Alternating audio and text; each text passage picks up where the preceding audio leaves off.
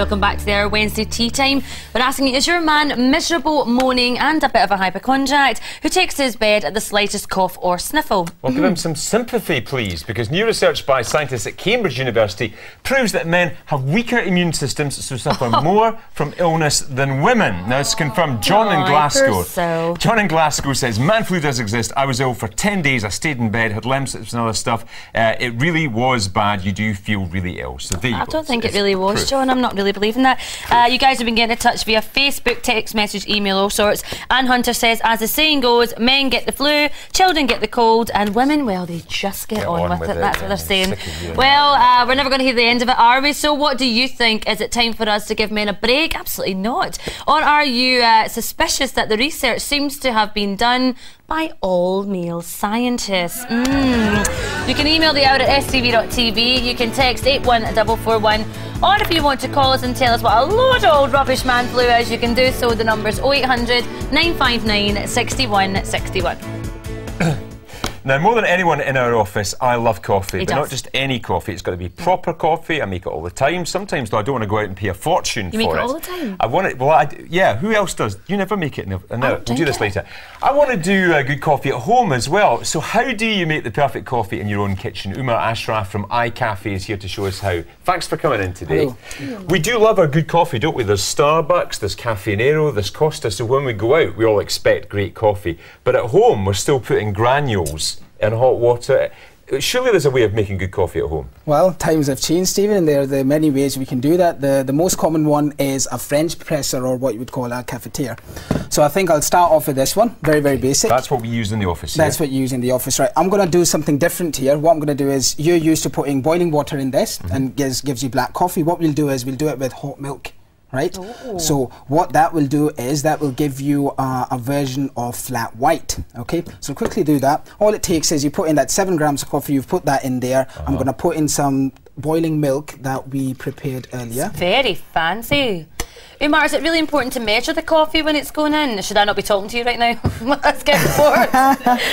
Absolutely. I mean, I think, well, when it comes to coffee, obviously we should limit our coffee to, some say about 16 grams of coffee, some say about 30 grams of coffee a day. How many cups is that? How many cups is that? I've had too many today. Average cup has about 14 grams of coffee, so maybe 3 or 4 is fine, right? Okay. So depending on whether you want to sleep at night or not, maybe you want to limit your how many cups you have. So we're going to let it brew, right? Okay. Look at that, that looks interesting. So already. You can see the colour changing already. What a great idea. Important thing with this for viewers at home is that this is tightened and it's in the right position. You don't want the ground coffee to actually escape and come to the upper part, because it will then come and get into your cup of coffee. Okay, we'll let that brew and we'll come back to that a little bit later. The second one is this one here, what we did earlier. It's a great little machine, and again, in an environment where you want the quietness.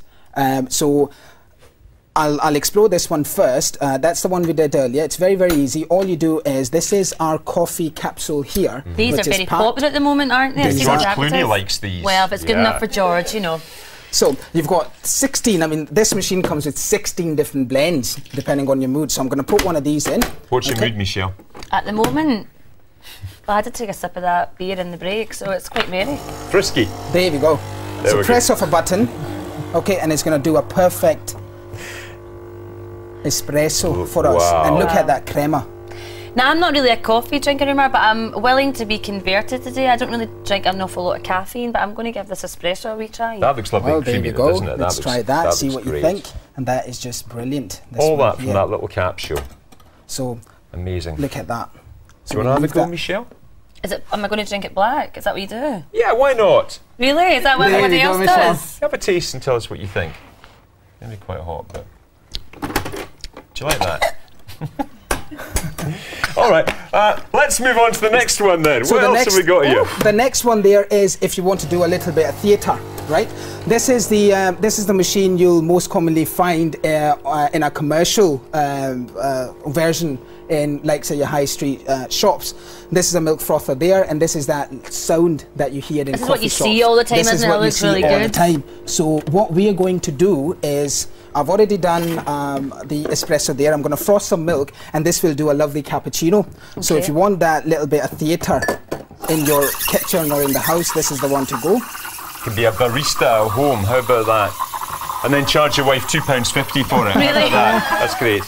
Oh, Mrs. Jardine is such a lucky woman. I'll have a frappa mochaccino, please. Darling.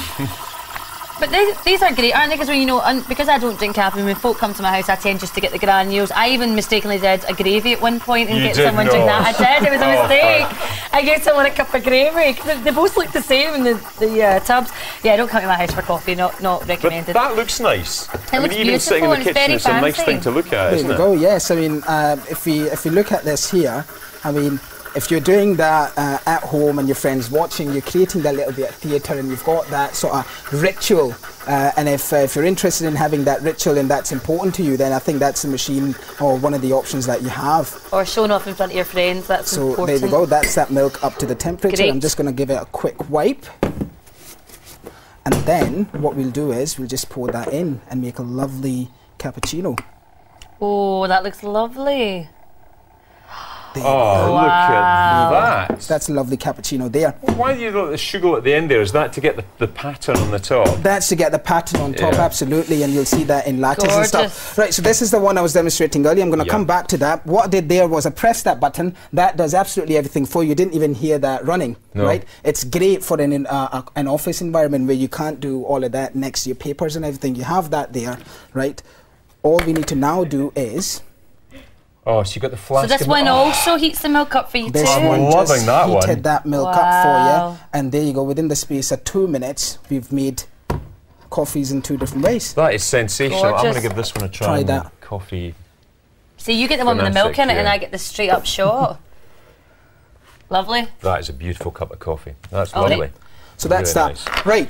The third option that we have is the traditional one. This is called a mocha pot. Very, very easy to use, but we need a stove for this. This is very popular in caravan holidays. So what people will do is take it in their caravan, put it onto the stove, and it gives you what I would call in Italian terms a cafe, which is like an espresso. Okay. The steam does the magic. So what you'll do is you'll pour water in there, cold water in there. You'll put that in. I've already put the ground coffee in. Okay. You're just going to put it all together, okay? Bang it on the stove. There we go. Put it onto the stove, low heat, it allows the oils to come up. Fantastic. And they end up here. We're just about out of time, Umer, so let's just plunge here with our old cafetiere and see, well, watch this, folks. Here we go. There we go. Wow. Look at that.